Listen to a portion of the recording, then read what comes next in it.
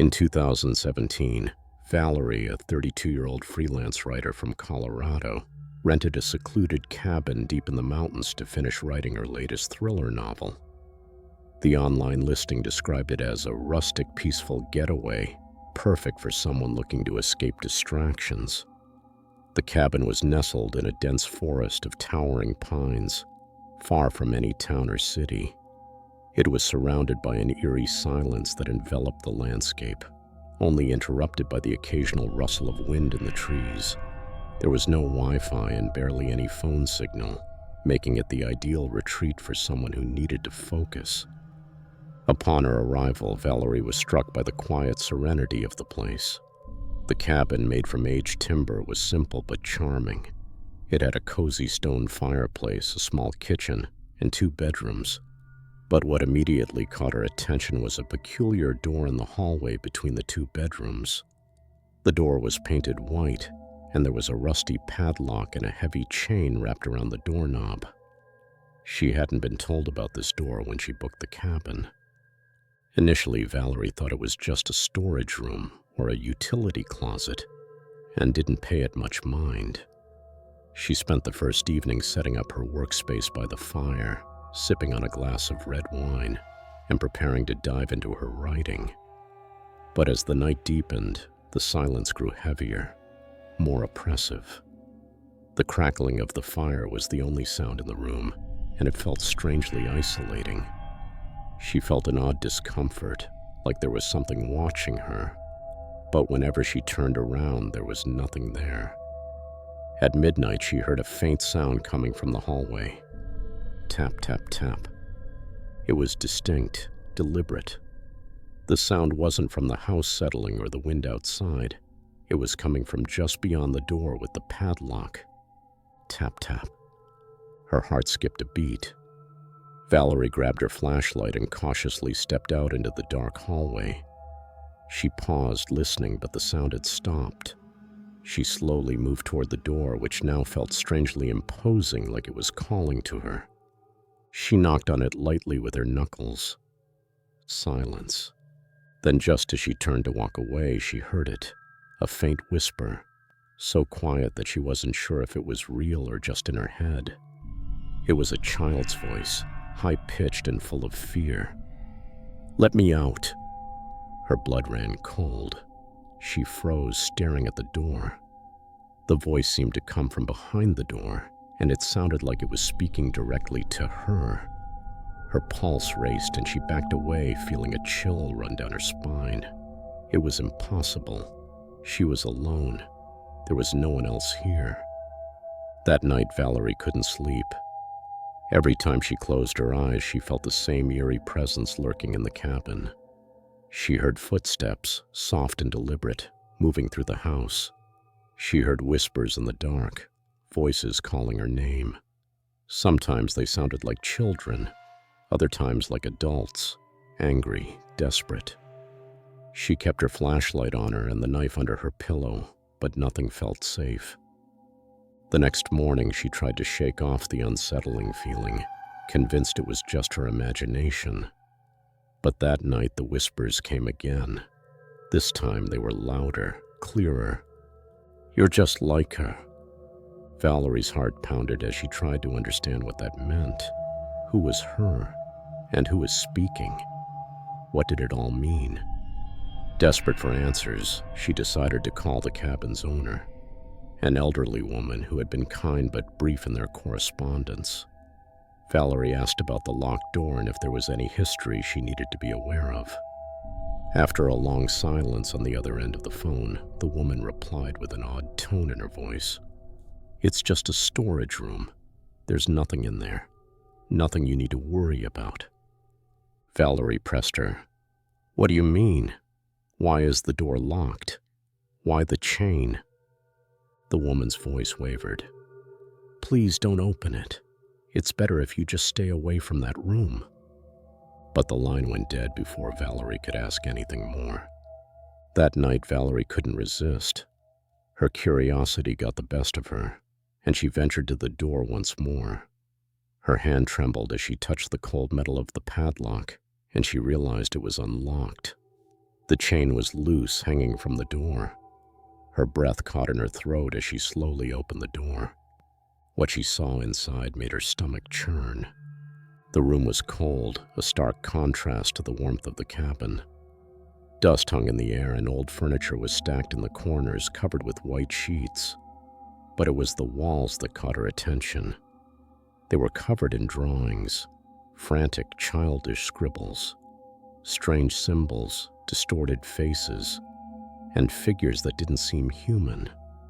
In the center of the room was a small bed, the mattress yellowed with age. And then, on the wall above the bed, there was a drawing that stood out. An image of a little girl drawn in red crayon. Her eyes wide and terrified, her mouth open in a silent scream. It was then that Valerie realized something was horribly wrong. The little girl in the drawing looked just like the one she had seen in the reflection in the window earlier that day. Suddenly, she felt a cold hand grip her ankle from behind. She spun around, but there was nothing there. Nothing but the empty room. The whispers became deafening. "Let me out." She ran. She didn't look back. Valerie slammed the door shut and locked it. Her heart raced and her breaths came in short gasps. It took everything in her to flee the cabin. She could still hear the whispers, the screams, as she drove away faster than she had ever driven before. Later, Valerie learned that the cabin had once belonged to a family that had disappeared without a trace. The authorities never found any evidence of foul play, but the cabin's previous owner had a daughter. She was taken away in the middle of the night, and no one ever heard from her again. Some locals believe that she still lingered in the cabin, waiting to be set free. Valerie never spoke about what happened at the cabin again.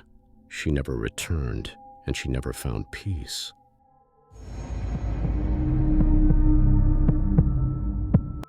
In 2020, Olivia, a 28-year-old photographer, decided to rent a secluded cabin in upstate New York to focus on a new photography project. Recently out of a relationship, she needed a break from the city and hoped that the solitude would help her clear her mind. The cabin, nestled on the edge of a quiet lake and surrounded by thick woods, seemed like the perfect place to escape. The cabin was small but charming, with a stone fireplace, large windows, and a view of the frozen lake. It was exactly what she needed to recharge. The owners, an elderly couple, lived in a main house on the property but rarely visited the cabin. Olivia was left in peace to do her work. At first, the isolation felt serene. Olivia spent her days wandering through the woods, taking photographs of the snow-covered landscape, and experimenting with new techniques. But as the days passed, something started to feel off. One evening, after reviewing her photos, Olivia noticed something strange. A picture of herself sitting at the table in the cabin, facing away from the camera. She didn't remember taking it. The angle was odd, and there was no one around her when she had taken the rest of the shots. A chill ran down her spine as she examined the photo closer. The image seemed to show her in perfect detail, except for one thing. In the reflection on the glass, there was a figure standing behind her. She jumped up, heart racing, and turned to look around the room. The cabin was empty. Her hand shook as she stared at the photo again. How could she have taken it without remembering? And who was standing behind her in the reflection? That night, she shut the blinds tightly, convinced that her mind was playing tricks on her. But sleep didn't come easy. Every time she closed her eyes, she felt like something was watching her. The wind howled outside, and the creaking of the cabin only heightened her paranoia. Around 2 a.m., she heard a soft knock. Knock, knock, knock.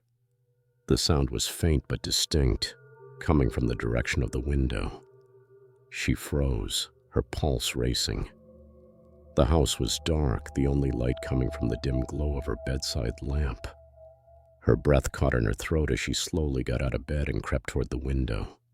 She pressed her forehead to the glass and peered outside into the inky blackness. There was nothing. No one. The snow lay undisturbed and the forest was still.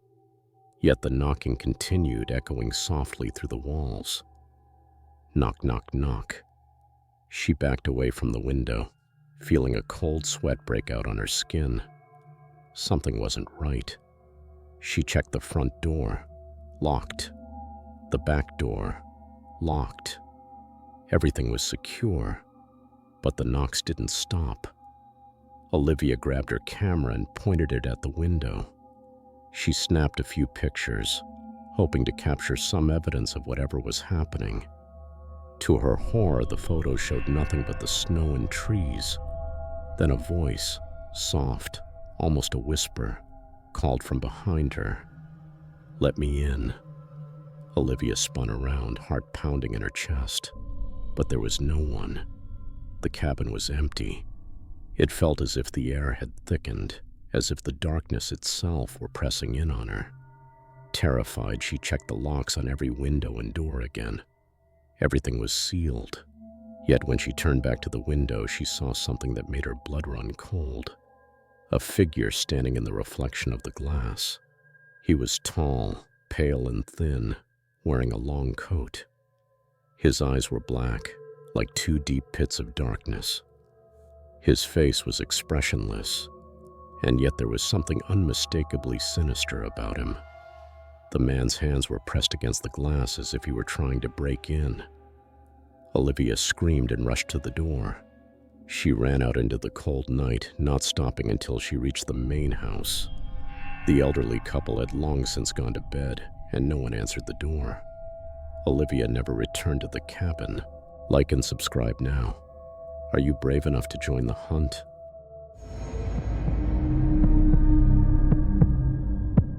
Elliot had recently moved into a quaint apartment in an old building on the outskirts of Chicago. The rent was cheap, the neighborhood quiet, and he was happy to finally live alone after years of sharing space. The building had a bit of charm. Ornate railings, wooden floors that creaked, and vintage wallpaper peeling slightly in the corners. The only downside was the upstairs tenant, or rather the noises they made. Almost every night around 2 a.m., Elliot would hear heavy footsteps pacing back and forth, sometimes followed by dragging sounds or a sudden thud, like furniture falling. He'd mentioned it casually to the landlord, who simply raised an eyebrow and said, "That apartment is unoccupied. It's been locked up for years." Elliot laughed it off. Maybe the guy forgot he rented it out. Or maybe the sound was traveling weird through the building. But the noises kept happening. One night, Elliot decided to record the sounds. He set up his phone with a voice recorder, left it on overnight, and listened to the playback the next morning. The footsteps were there. So were the thuds. But then something else. A voice. Soft, almost a whisper. It said, "He sees me." Chills ran down Elliot's spine. He played the audio over and over again. The voice wasn't his. He sent the clip to a friend who worked in sound engineering. After analyzing it, she said there were two different vocal frequencies overlapping. One faint, the other distorted. Elliot couldn't sleep that night. The pacing continued, and this time it was accompanied by what sounded like a low hum. He stood on his bed trying to listen through the ceiling. Suddenly, the humming stopped and was replaced by 3 slow knocks directly above him. He jumped down and ran outside. The next morning, he went up to the locked apartment. The door was secured with a rusted padlock. He shook it, and dust fell from the hinges. No one had been in there for a long time. Later that day, he met an elderly woman who lived on the ground floor. When he asked her about the unit above him, her face turned pale. "That was Charlie's apartment," she said. "He lived alone, never spoke to anyone. People said he was odd, heard voices, talked to himself. Then one day, he just vanished." Elliot pressed for more details, but she only added, "Some say he was taken. By what, no one knows. But ever since, people who live below hear things, whispers, sounds, sometimes even see shadows. Determined to find answers, Elliot convinced the landlord to let him into the apartment. The place was a time capsule, dust-covered furniture, old newspapers, and a moldy kettle still on the stove. The walls were covered in scribbles, symbols, and drawings of eyes. So many eyes. In the center of the living room was a large mirror, cracked down the middle. Elliot approached it and noticed something off. His reflection wasn't mirroring his movements. It tilted its head slowly, grinning ever so slightly. Elliot stumbled back. Suddenly, a door slammed behind him. He turned, heart racing. Nothing. But when he looked back at the mirror, the reflection was gone. He ran. That night, Elliot didn't sleep. Around 2 a.m., the knocking returned. But this time, it wasn't above him. It was on his apartment door. He looked through the peephole. Nothing. But when he opened the door, there was an envelope on the floor. Inside, a photograph. An old one, grainy.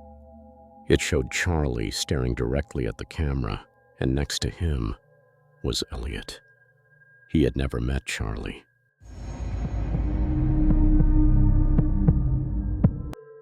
Jason, a 45-year-old maintenance worker, had worked at an old hotel in Pennsylvania for over 20 years. The hotel, which had been a beacon of luxury and glamour in its heyday, was now a crumbling relic of the past. Once a magnificent establishment, it was now a decaying monument to a time long gone. The upper floors were rarely used, and the staff was sparse. The hotel had seen better days, and Jason knew that its glory days were far behind it. Jason had grown used to the strange noises that echoed through the halls late at night. The groaning of old pipes, the creaking of floorboards, and the rustling of wind through the broken windows had become a part of his nightly routine. But there was one place in the hotel that he had been warned never to go: the basement. The hotel's basement was not like any other part of the building. It was dark, damp, and oppressive. The air down there was thick with mildew, and the smell of decay hung in the air. There were rumors that the basement was haunted, that it had once been used for purposes no one dared speak of. But Jason had never given it much thought. After all, he had worked in the hotel for years without incident. One stormy night, the power went out, plunging the hotel into complete darkness. The building groaned as the wind howled outside, and Jason knew he had to get to the control room to restart the generator. It was a task he had done countless times before, but tonight felt different. There was a palpable tension in the air, as though something was watching him. When Jason arrived at the control room, he found that the elevator had inexplicably returned to the ground floor by itself. He knew the elevator couldn't work without the key, and yet there it was, waiting for him. A chill ran down his spine as he stepped inside, pressing the button to the basement level. The elevator descended slowly, its rusty mechanisms grinding with every floor it passed. As the elevator doors opened, Jason felt a wave of cold air hit him. The basement was unlike any other part of the hotel. It was completely still, as if time itself had stopped down there. The faint smell of decay filled his nostrils as he stepped out into the dark corridor. His flashlight flickered as he made his way through the basement, but the dim light illuminated nothing more than long-forgotten storage shelves and crates that had gathered dust for years.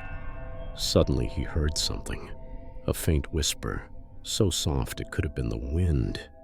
He froze, listening intently. The sound came again, louder this time, followed by a scratching noise. Jason's pulse quickened. He wasn't alone. He turned the corner and saw something that made his blood run cold. There, in the corner of the basement, was a large wooden door slightly ajar. It was a door he had never noticed before. A door that wasn't supposed to exist. He had worked here for years, and he had never seen this door. As he approached, the door creaked open on its own. The basement was eerily silent now, the whispers gone, replaced by an overwhelming sense of dread. Jason hesitated for a moment, but something urged him forward. Inside the room, the temperature dropped even further. The walls were covered in strange symbols, scratched into the wood with something sharp. Old faded furniture was scattered around the room, but it was the large iron cage in the center that caught Jason's attention. Inside the cage was an old tattered doll, its eyes wide and unblinking. Jason's throat tightened as he realized the doll was staring directly at him. A voice echoed from behind him, a hoarse whisper that made his blood run cold. "You shouldn't have come here." He spun around, but there was no one there. His flashlight flickered once more, and when the light returned, Jason saw that the door had slammed shut. The room grew colder, and a dark shadow seemed to grow from the corner, reaching toward him. The whispers returned, now louder, more frantic. "Let us out," they begged. "Let us out." Jason tried to open the door, but it wouldn't budge. His heartbeat was deafening in his ears as the room seemed to close in on him. The shadow in the corner reached out, its hands long and thin, like fingers made of smoke. With a sudden surge of panic, Jason forced the door open, stumbling into the hallway, gasping for air. The basement was quiet once more, but the feeling of dread followed him. The next morning, he left the hotel without saying a word to anyone. He never returned, and the basement was never mentioned again. The hotel, however, still stands, empty, abandoned, and waiting. And sometimes, if you listen closely, you can still hear the whispers coming from the basement.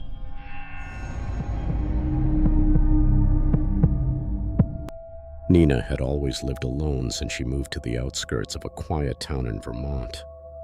The cabin she rented was surrounded by thick pine woods, with only a few neighbors visible in the distance. It was peaceful, remote, and gave her the solitude she craved after years of city life. She worked from home as a freelance editor, her days usually quiet and uneventful. But that changed one rainy evening in early October. It started subtly. While working late one night, she felt the sensation of being watched. At first, she brushed it off as paranoia, a side effect of spending too many hours alone with only the wind in the trees and her keyboard clicks. But then she began noticing strange things. Her garbage cans knocked over in the morning, muddy footprints near her back deck, and once, a smear of what looked like ash or soot on her kitchen window. She rationalized it all as animals, bad weather, or random coincidence. Until one night she saw him. It was around 1:00 a.m. when she went to the kitchen to make tea. The rain was falling heavily, and thunder cracked in the distance. She moved to the sink to fill her kettle, and as she looked up, she saw something just beyond the foggy glass of her window. A face. It was pressed against the pane, pale and gaunt, with wide eyes and a grin that chilled her to the bone. She screamed and dropped the kettle, water splashing across the floor. When she looked again, the face was gone. She called the police. They arrived 20 minutes later, searched the property, and found nothing. The mud had obscured any footprints, and there were no signs of forced entry. "Could have been a prank," the officer said with a shrug. "Halloween's coming up." But Nina couldn't sleep. That face haunted her every time she closed her eyes. Over the next week, things escalated.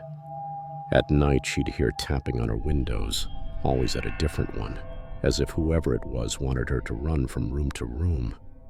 Sometimes she'd hear whispering from outside, just low enough that she couldn't make out the words.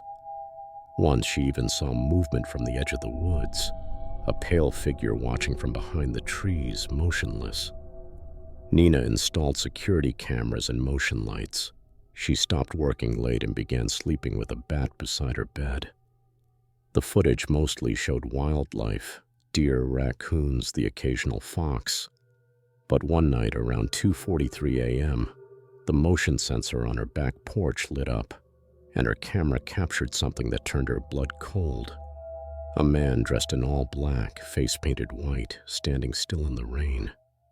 He stood there for over 10 minutes, just staring at the back door, unmoving. When she showed the footage to police, they took it more seriously. They increased patrols in the area and told her to call immediately if she saw anything suspicious again.